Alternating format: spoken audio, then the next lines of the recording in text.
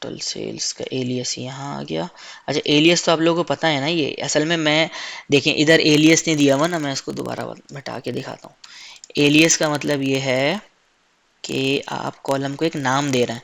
जब मैं कोई फंक्शन यूज करता हूँ ना, तो देखो इस आखिरी वाले में क्या हो गया, नो कॉलम नेम, तो मैं इसको नाम दे रहा हूँ एस एवरेज सेल्स, तो ये एलियस कहलाता है। बस मैं इसको नाम दे रहा हूँ, मैं इसमें कुछ भी लिख सकता हूँ। जवाद ये मैंने लिख दिया, ये इसका कॉलम का नाम जवाद हो जाएगा, सिंपल। एवरेज सेल्स, सेल्स ठीक है। एवरेज सेल्स भी आ गई, ये भी आ गई। अब मैं इसमें और क्या कर सकता हूँ, डील साइज पे मैंने निकाल तो लिया, मैं इसमें ऐड कर लेता हूँ एयर भी, कि किस एयर के अंदर हुई है ये, ठीक है ना। और ये मैंने एयर भी कर दिया। बिस्मिल्लाहिर्रहमानिर्रहीम, ये मैंने 8वीं बनाई थी।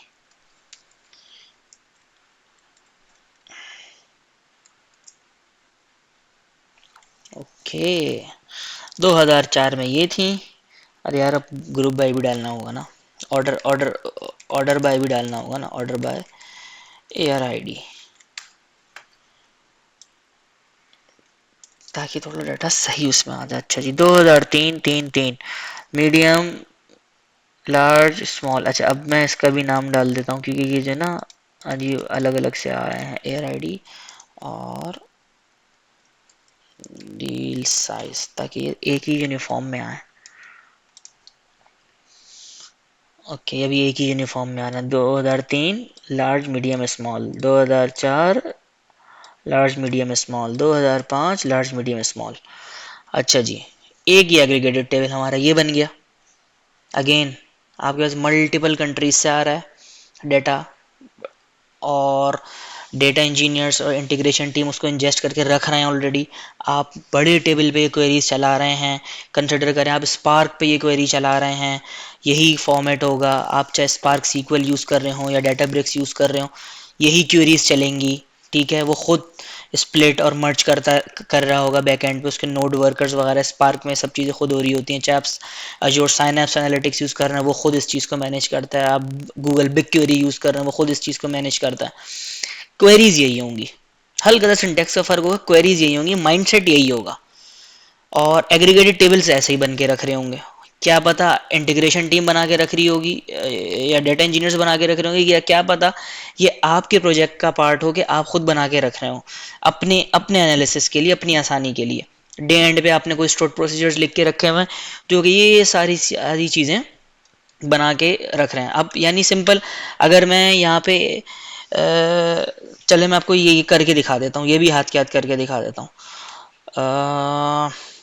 ये बस मैं अभी और इस पे इस डेटा सेट पे भी फिलहाल और डेटा एनालिसिस नहीं कर रहा, मैं आपको ये बता रहा हूँ कि मैं अब इसको किस तरीके से एक दूसरे टेबल में पार्क करके रख रहा हूँ, ठीक है। सिंपल मेरे पास ये था ना total sales by deal size, अब मैं इसी को देखें जादू करता हूँ आपके सामने। फ्रॉम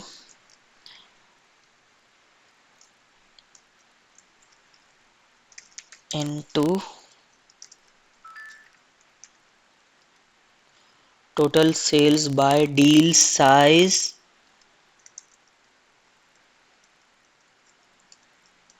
एंड एयर, ठीक है जी।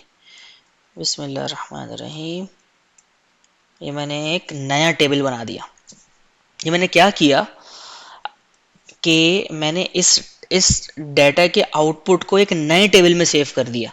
क्या किया मैंने, वही सब कुछ लिखा इनटू एक नया नाम लिखा जो कि अभी एग्जिस्ट नहीं करता, फ्रॉम दिस डेटा, और ये मैंने एक नई अपना अपना वर्जन बना के रख लिया कि मुझे अगली बार जब 2 मिलियन के डेटा सेट पे रिकॉर्ड चलाना पड़े तो मेरी क्यूरी ज़्यादा टाइम ना ले। मैंने एक अलग से टेबल बना के रख दिया जिसके ऊपर मैं इंडेक्सेस बना दूंगा। इंडेक्सेस भी एक एडवांस टॉपिक है, इंडेक्सेस बना दूंगा कि ये इंडिपेंडेंट टेबल है और मेरे एनालिसिस के लिए यूज़ हो रहा है। अच्छा ये टेबल एग्जिस्ट नहीं करता था, अब हम देखते हैं टेबल आ चुका होगा। यहाँ पे इसको मैं रिफ्रेश करता हूँ, बूम ये टेबल आ चुका है यहाँ पे। अब मैं क्या कर रहा हूँ, सिंपली मैंने किया select all from select all from this, कुछ भी नहीं, सिंपल। इसके ऊपर मैं इंडेक्सेस बना सकता हूँ। कंसिडर करेंगे बहुत बड़ा टेबल है ये, इस पर मैं इंडेक्सेस बना सकता हूँ।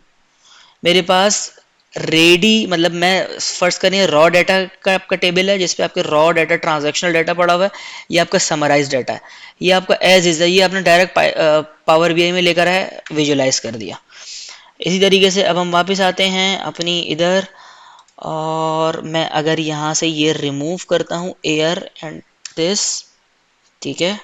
ठीक है, रिमूव करने से पहले मैं इसकी क्यूरी कोई कॉपी कर दूँ ना आप लोगों के लिए, ये मैं आपको क्यूरीज भी दे दूंगा।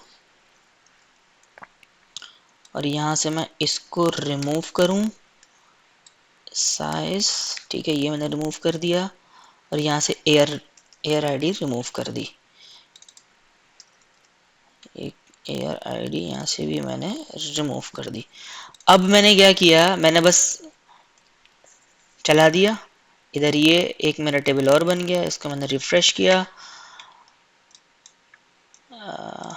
आया कि नहीं आया, total sales by deal size,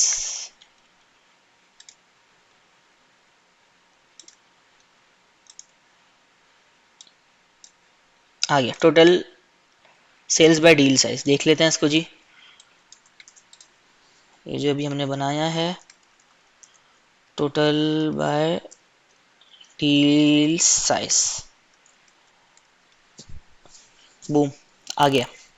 यहाँ पे हमारा एक दूसरा टेबल बन गया, जिसको ये मैं आपको क्यों बता रहा हूँ, सपोज मतलब शायद थोड़ी सी कंफ्यूजन हो आप लोगों को, ये मैं असल में मुझे एक आइडियली तो मुझे आपको पूरा ETL से लेके चलना चाहिए एक्सट्रैक्ट करके। ये तो मैंने एक डाटा सेट मेरा एक बना, उसको मैंने फौरन डंप कर दिया दूसरे टेबल के अंदर। वैसे तो ये मुझे आपको करवाना चाहिए था जब मैं ETL की क्वेरीज लिख लूँ उसके बाद करवाना चाहिए था, लेकिन क्योंकि अभी मेरे पास स्क्रिप्ट्स खुली नहीं है तो मैंने सोचा ये हाथ के हाथ करवा दूं, फिर हम मैप कर लेंगे जब मैं ETL की स्क्रिप्ट लिख रहा हूँ ना। अभी मैं फिर आपको बजाय बजाय इसके कि डायरेक्ट पाइथन पे लेके जाऊं ये वाली एनालिसिस की, मैं डायरेक्ट ETL की अभी करवा देता हूँ आपको। तो पहले तो मैं इसको वो कर दूं, ये मेरे पास क्यूरीज वो आ गई हैं, इसको कॉपी करके मैंने पेस्ट किया और यहाँ से रिमूव कर दिया ताकि ये आपके पास वो वाली क्यूरीज आ जाएं।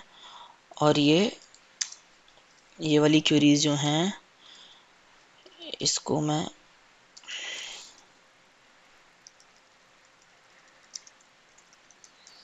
सेव आउटपुट टू टेबल, ठीक है।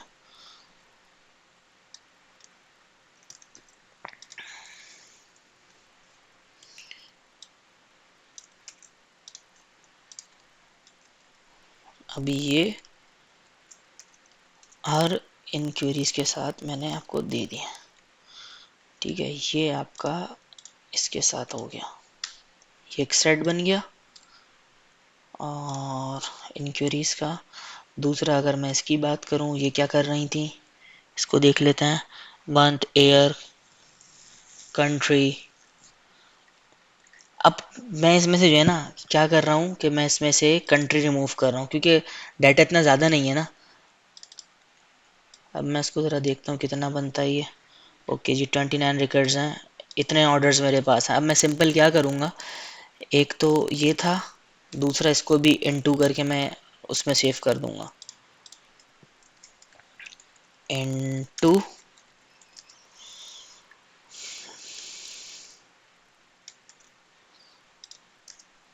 नंबर ऑफ ऑर्डर्स, ठीक है, ये हो गया। और इसको मैंने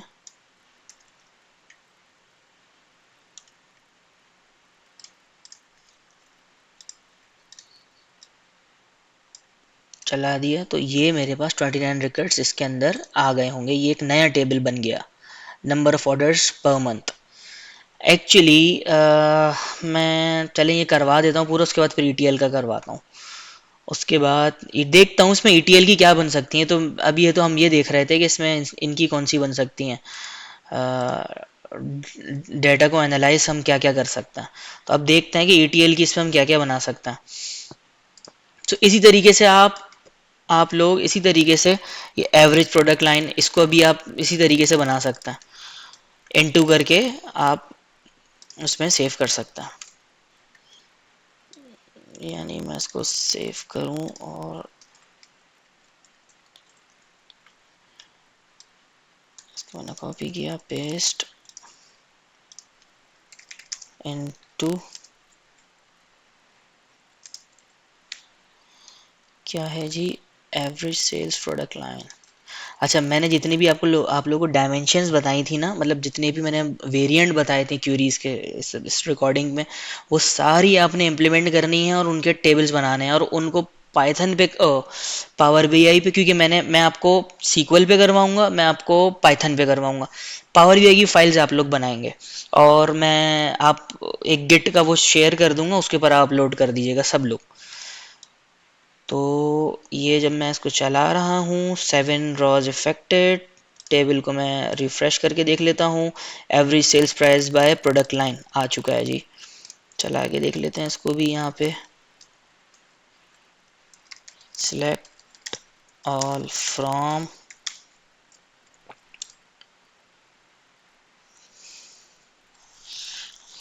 आ गया है जी। ठीक है, ये हमारे पास ये भी आ गया है। अच्छा जी, एक मास्टर डाटा टेबल, एक मास्टर, आपके पास मास्टर डाटा भी बन सकता है कंट्रीज़ का, कि ये कंट्रीज़ हैं आपके पास, ये आप इसकी मास्टर मास्टर टेबल बना सकते हैं इस कंट्रीज़ का, उन कंट्रीज़ की स्टेट्स का, ये उनकी सिटीज़ का एक मास्टर टेबल बना सकते हैं जब आप फैक्ट्स और डायमेंशन में चीज़ें तोड़ रहे होंगे। फैक्ट्स और डायमेंशन का तो आपको आइडिया होना होगा, और नहीं है तो आप देख लें, इस यूट्यूब पे लिखें कि स्टार स्कीमा क्या होता है data engineer, data warehousing में, और स्नोफ्लेक स्कीमा क्या होता है, और गैलेक्सी स्कीमा क्या होता है। तीन चीज़ें हैं, आप देख लें, इन्हीं तीन चीज़ों के इर्द गिर्द ज़्यादातर हमारी मॉडलिंग घूम रही होती है। तो ये तीन चीज़ें आप पढ़ लें, और अगर आपको चाहते हैं मैं इस पर कोई वीडियो रिकॉर्ड कर दूँ तो मैं वो भी रिकॉर्ड कर दूंगा। बहुत आसान सी है, बस कॉन्सेप्ट है, यूज़ आपकी यही सीक्वल स्क्रिप्ट्स होती हैं, यही सीक्वल लैंग्वेज होती है, बस वो कॉन्सेप्ट है डाटा की अरेंजमेंट का कॉन्सेप्ट, कि आप डाटा को फैक्ट्स और डायमेंशन में तोड़ लेते हैं। यानी फैक्ट्स यानी वो फिगर्स, जैसे कि काउंट हो गया, सेल्स अमाउंट हो गई, और डायमेंशंस वो हो गए कि किस चीज़ की मद में, जैसे कि हम यहाँ देख रहे हैं ना, कंट्री एक डायमेंशन है, प्रोडक्ट लाइन एक डायमेंशन है, अल्लाह आपका भला करे, ईयर एक डायमेंशन है, मंथ एक डायमेंशन है, डील साइज एक डायमेंशन है। तो ये डायमेंशंस कहलाती हैं, और ये एवरेज, किसी चीज़ एवरेज निकालना, सेल्स, ये जो वो कॉलम्स जो कि जिन पे मैथमेटिकल फंक्शंस अप्लाई होंगे, या तो हम मैथ अप्लाई करेंगे, वो हमारे फैक्ट्स होते हैं ज़्यादातर। अच्छा, फैक्ट्स की भी टाइप होती हैं, non additive facts, semi additive facts, और एडिटिव फैक्ट्स। तो ये थोड़ा सा देख लें आप लोग, इसकी थ्योरी पढ़ लें, कोई वो नहीं है, हम काम तो कर ही रहे हैं सब। जब आप थ्योरी पढ़ लेंगे तो हाथ के हाथ जब हम काम कर रहे हैं तो आपको बहुत अच्छा समझ में आ जाएगा। चाहते हैं मैं रिकॉर्ड कर दूं तो मैं रिकॉर्ड कर दूंगा, कोई इसमें प्रॉब्लम की बात नहीं है। अच्छा जी, आ, हम कहाँ थे, हमने इसके आउटपुट को सेव कर लिया था।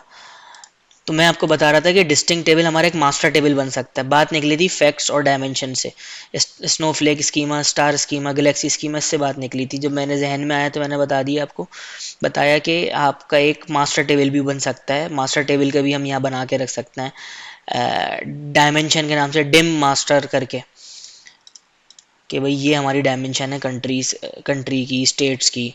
फिर वो कंट्री के अंदर उस उनका एक रिलेशन बनेगा, वो एक पूरी इम्प्लीमेंटेशन होती है उस स्कीमा की, डाटा वेयर हाउसिंग के स्कीमा की। अच्छा जी, टोटल सेल्स बाय कंट्री, इसको भी मैं बस फर्दर इस तरीके से वो नहीं बना रहा, ये आप लोग बनाएं मज़ीद, ये मैं आपको उसके साथ क्वेरी शेयर कर देता हूँ, और ये आप लोग मज़ीद बनाएं।